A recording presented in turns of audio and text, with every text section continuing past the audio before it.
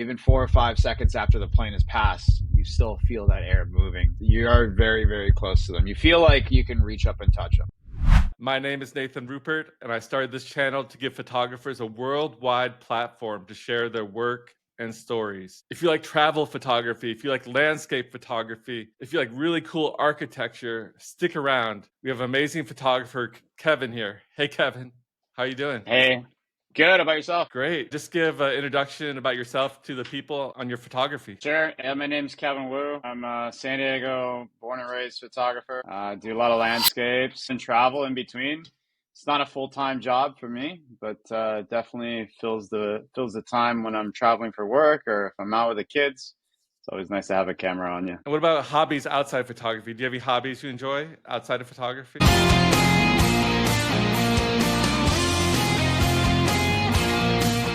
I was born in San Diego, love the beaches, right? Spent a lot of time in the water. I actually work in the figure skating and hockey side of the world, so in sports. I played hockey growing up, spent a lot of time in ice rinks and things like that. And then you might see throughout the course of this podcast, just my two kids are definitely a big part of my time. There's not very many places to play ice hockey. I know UTC Mall has that ice rink. Yep, UTC, Carlsbad. I played at San Diego Ice Arena in Mira Mesa. Those places are second homes for me, and then up and down the coast of California and everywhere in between. What position did you play? Just curious. I always played wing. I'm a smaller guy, so speed was probably my best advantage, but yeah, enjoyed it quite a bit. Well, let's not keep the people waiting here. Let's take a look at your picture showcase. I'm going to share my screen. 1 second. Yeah, just give us the backstory on this image. This is an awesome composition of the Space Needle in Seattle. I always wanted to get it just with the building sandwiching it is super unique in how they laid it out. So from the city planning aspect, I'm always just kind of marveled at how they do these kind of things. It's just shot with a telephoto lens, so 100 to 400 Sigma. And then at blue hour, it's got that iconic glow. So the lights are still on. You're still getting some of that ambient background lighting from the sky. It's quite an awesome composition. Definitely reminds me of a UFO when aliens attack or something like that. How did you find this location? Were you just walking around or someone told you about it beforehand? Or this angle, I guess? Yeah, I've seen the photo before. There's a couple of photographers that have shot it before, but for me to actually find it, I use Google Earth, so I will go and just meticulously search and kind of find what that composition looks like on Google Earth or Google Maps and just kind of work my way back to, do I find a lookout point? Is there a street intersection or something there that allows me to shoot that frame? Do you have family there? Is that why you go there so often, or you just go there for the photography opportunity? I'm in Seattle a lot for work, and I Okay. take any opportunity that I can to bring a camera with me, especially in the big metropolitan cities. Coming from San Diego, we never have any of this kind of stuff. We have a cool skyline, don't get me wrong, but yeah, it's just cool to explore. It lets you see, the city in a different light when you have a camera. Well, amazing job on this one. Let me share your next one. 1 sec. All right, we're going from the city to the desert, it looks like, here. This one's pretty crazy. This is some great timing, total disclosure. Composition of two shots blended, different exposures, shot at the same time though. One exposure to get the cactus fully exposed and then one to catch the lightning as well. This is in the Superstition Mountains in Arizona. Monsoon season, 90 plus degrees out with the humidity. I was shooting the mountains right before sunset, thinking a nice sunset was going to come, and these clouds came in and started lightning and thunder everywhere and caught a few bolts just perfectly composed, and was scrambling a little bit to find a foreground. That was the most pretty cactus I could find at that moment. And luckily, caught some bolts in the background, which is pretty epic. So you went for the sunset and you end up getting a lightning storm. Yeah. Just, I knew it was monsoon season in Arizona. You never know if it's a cool storm that's going to give you texture for the sunset, or you're going to get something like this. Luckily, it wasn't too far from the car. Got the shot. I think there's another one that I shot facing the mountains and just left. And it just started dumping right after, maybe for the next hour. Is this like a 30-second exposure? Or how did you expose for the lightning, the settings on this shot? The lightning actually has to be pretty quick. It might have been like a 10-second and just keep clicking till you get one, hoping that it's in frame and that it's centered, of course. I don't have a perfect formula. I haven't perfected it yet by any means. This was totally lucky. I think 30 seconds and it was too long. So then trial and error, kind of worked my way back down until you get rid of the blur and you get it a little crisper with the lightning coming down. I think sometimes it's trial and error. Just be careful when you're messing with cactus. You don't get too close or touch it. That's a world of pain. Oh yeah, these guys will get you. Oh! Worst choice spike I've ever seen. Oh, hold on a second. Hold on. I don't want to get some tarantula hawk. Oh, they're all over you, man. Oh! Before we look at your next photo, I'm going to throw a question at you, a little curveball. Sure. For these people that are looking at your pictures, your landscapes, your travel photography, for someone just starting out, let's say they're a beginner, what kind of advice would you give them to get similar types of images that you do? I always tell everyone the best way to get better at anything is to practice. You don't have to have a fancy camera. Use your phone and work on composition, work on colors, lighting, and the more that you shoot, the better you're going to get at it. I feel fortunate. I had some good mentors as well. If you can get out in the community, and if it's a photo walk, if it's a meetup, you get to meet like-minded people and learn from everybody. And YouTube University is your greatest tool for you. It's free. And take advantage of those tools that you have to you and start networking and just getting out. I mean, I hosted a photo walk, I think it was last year, and I was actually impressed at how many people showed up without a camera. Network as much as you can. Do you go to the San Diego Sunset Chasers meetups? Have you heard of that group on Instagram? I know those guys. I know some of them, and I've met up with some of them in the past. It just depends. I think the last one opened my eyes a little bit. I would love to do another one. I don't know how, when, where. I know some of the people that have mentioned it to me that came to my last one were like, yeah, we would love to do it again. Is there anything that you feel like you still need improvement on that currently today you're like, oh, I need to get better at this. I need to work on this for yourself individually? I'm always working on my editing. If it's coloring, how do I frame the scene? How do I bring something out? And then looking for fresh scenes and fresh compositions. Too, I would say editing and like finding compositions in photos. Just let AI edit for you. You don't need to do any editing. It's a crime. It's a little bit of a crime. It's good and bad. It's good and bad to have AI. All right, let's take a look at your next one. Very local shot here, I think. This is San Diego, right? Yeah, that's San Diego Airport. Planes on final approach. This one's blown up quite a bit. If you don't know where the parking garage is, that's the only clue I'm going to give you. It's pretty easy to find. We do have one of the most unique airports in San Diego, where you can see the planes right before they're touching down on their final, even from the hills behind here. I think it's, like you said, it's iconic. A lot of people have shot this one at sunset. You get the golden hour light on it, or you get the sun on it. I just happened to be up there one day coming back, and it was a little cloudy and gloomy, but I took my shot at it. I think it still looks really cool. You have the lights on underneath, the moodiness in the background, but the plane's still clean. Yeah, this is a fun one. I feel like every photographer's attempted to or tried or have shot from up here or different angles. You just got to have it. Someone told me they have a security guard up there now that they don't allow photographers on that parking garage. I don't know how true that is. I would say if you're honest and open with them and you're not trying to sneak up there, I think that's what most people try and do. I pay the full rate. I don't ask for a discount. And I get what I get out of it. I would say every time I've been up there, actually, everybody's been really chill. How close to the edge where your feet are pretty much dangling over? Did you feel like in danger, or if it's too windy, you might fly off? No. And you know what? I'm definitely not one of those guys that has that adrenaline rush. And there's a bunch of LA photographers that do the rooftops all the time. This one, I'm on the edge, but from the perspective, I'm leaning back quite a bit. I'm really not, I would say, in danger at all. And then with the planes coming overhead, I mean, you literally can feel the wind of them as they pass over. And even 4 or 5 seconds after the plane has passed, you still feel that air moving. You are very, very close to them. You feel like you can reach up and touch them. Boom, ba, ba, boom, boom, boom, boom, boom, boom, boom, bow, ba, ba, ba, ba, ba, boom, boom, ba, ba, ba, boom, boom. I assume this is a wide angle shot. This is a wide angle. This is Tamron 17 to 28.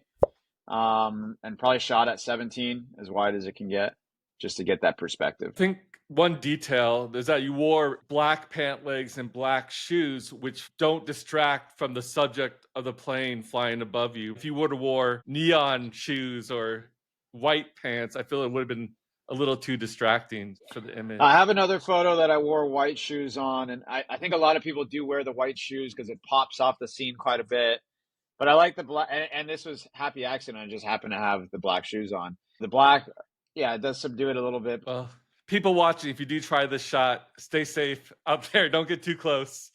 My only Yeah, advice. and like I said before, just don't be a prick about it. I mean, there are rules for a reason. There's safety for a reason. I firmly believe in that, but enjoy it. It's definitely a fun experience. Look at your next one. We're going all over the country here. I love this one. This photo doesn't exist anymore. Those chains are gone. This is San Francisco, if you can't tell. Yep, they took the chains down and they put up this aluminum steel fencing that's kind of janky and just took away the character from these chains. I mean, I don't know how long these chains have been there for, but on this day, the waves were splashing up over them. I think we just caught it, timing just right. I wanted to do a shot where it was just really getting the detail and the crispness of those chains. I really like looking for frames. I think a lot of people always comment on me on how I frame things, if it's using a foreground blur or using the foreground in this instance as the subject, or looking for natural framing. If a flower hangs over something that frames an object or things like that. Those are always fun. I think it gives me maybe my little iconic touch to everything. Not that I want to call it my own or whatnot, but I enjoy shooting photos for that matter and looking for those shots. Well, sad these really cool chains don't exist there anymore, Yeah, but it's a bummer. It makes your shot even more special, I guess. That's it. It's one of a kind. Just one of those that are never going to be repeated again. Put it on the auction. Yeah, 1,000%. 1,000%. Do you sell your pictures at farmers markets and stuff like that? I don't know why. Time is definitely a big obstacle there. I haven't felt like not in like a deserving manner, but that I'm in that space yet. There's an art to shooting something that's ready for print. There's an art to shooting something that's editorial, even for social media. I think there's techniques that you have to do for all of those to make them all unique and different. Gotcha. All right, let's bring up the next one. Back in a familiar place. You see, I like Seattle quite a bit. Can you tell? I mean, it's great for photographs, right? It's modern and the architecture. Yeah, it's very diverse. This is shot wide, 70-28, same Tamron lens. I don't know the exact terminology or what they call the art display, but I know it's the reeds, basically, if you think of from like a pond or whatnot. That's what they're supposed to simulate. Only seen a couple people do this shot before, same thing, and I think it's really unique. You can shoot daytime, you can shoot golden hour to get that glow. I don't think I've done it yet, but you can find it where the planes leaving SeaTac will fly right over and kind of time that as well. So that would be this cool. one's fun. Yeah, just had a buddy shoot this before, said I should go check it out, and yeah, it's incredible. Oh, so you got inspired from a fellow photographer, a friend of yours, for this one. Yeah. Yep. I want to say I've actually sold a print or two of this in the past. I love how it looks with, you have the contrast of the brown against the white and the blues in the back, and then the needle coming through. Can't beat it. That's very futuristic. It feels like we're in 25 or something like that, right? Yeah, a little different, like a futuristic landscape of sorts too. Yeah. Most people, will try to eat the needle as much as possible in the frame, but you're like, no, I want to minimize the needle here. Yeah, still keeping it centered and smaller. And I'm like crouched down, laying down as low as I can to get the camera angle all the way down to get that kind of curvature and perspective that you get with the wide angles. Just mixing it up. Then all the locals look at you. What is this guy doing? Kind of. Yeah, I had some people walking through the reeds and come up to me and ask me, "What are you doing?" And I was like, "Oh, I'm shooting a photo. I'm shooting really wide." I kind of explained to them, and I show them on the viewfinder. Oh, it's really cool. It's something different. Like I said, photography is fun because you can see things from a different lens completely. The best photographers aren't afraid to get dirty. They don't worry about their clothes having dirt on them. It's all about the final image. Yeah, you got to do it if it's laying on the ground, getting in the water. Getting your clothes dirty, that's part of it. That's part of the journey. I think that's what makes photography on Instagram fun right now, is a lot of people are showing a true behind the scenes of what they're doing to actually get said shot. If it's editing, if it's just their process, That's what's making it kind of interesting and fun right now. All right, let me ask you another question before we look at your next photo. What do you see as the future of photography in 5, 20 years? Do you think traditional photography will even exist in the current form that it is right now?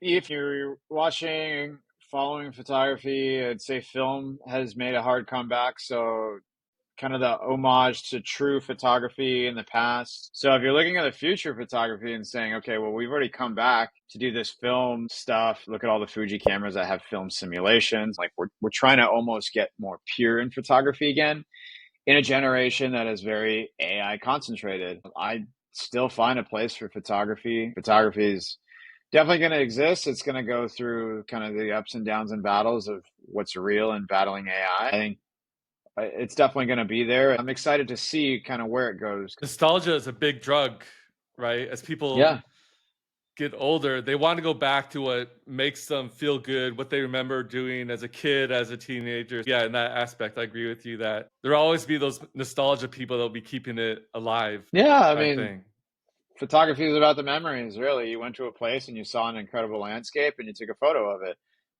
You had a birthday party and you took a potho of it.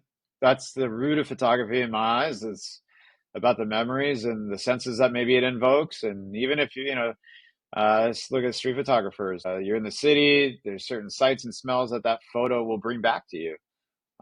It's a big part of the game, I guess, in that sense. Okay, let's take a look at your next photo. A new location here. Still West Coast. That's Los Angeles. Sunrise, shot on a drone. Capitol Records building. Preserved a little bit of that skyline in the back of downtown as well. Yeah, it's a cool shot.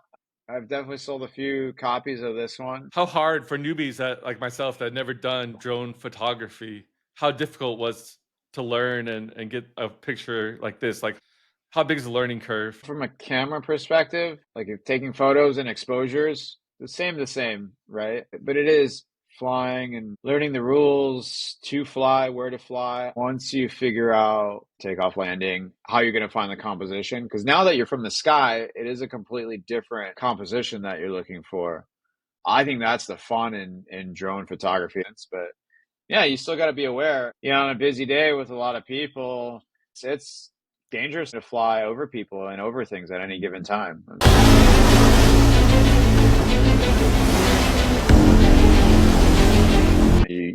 You have to be definitely very cognizant of what's going on. Do you have a drone license that you needed to get to fly it? You need to be registered, and there is Part 107 that you need. Those things let you do commercial work. The 107 is basically the entry to a pilot's license. It's more understanding the airspace. It's understanding how to communicate, how to request permission and things like that, and fly safely. It blows your mind trying to think of all the stories that this building could tell from all the people and deals that have happened. Yeah, in and out of here. Pretty cool. I mean, LA has so much history in itself, right? And to see that building, that was really cool. It looks different when you see it from above, for sure. I'll have to look up who is still signed to Capitol Records. these days, certain times. Couldn't tell you, but it's pretty cool. Before we look at, I think, your last picture, do you have a dream shot or dream location in your mind that you're hoping to do before you die? Like, oh, I want to get this picture. I have to go here someday on your bucket list?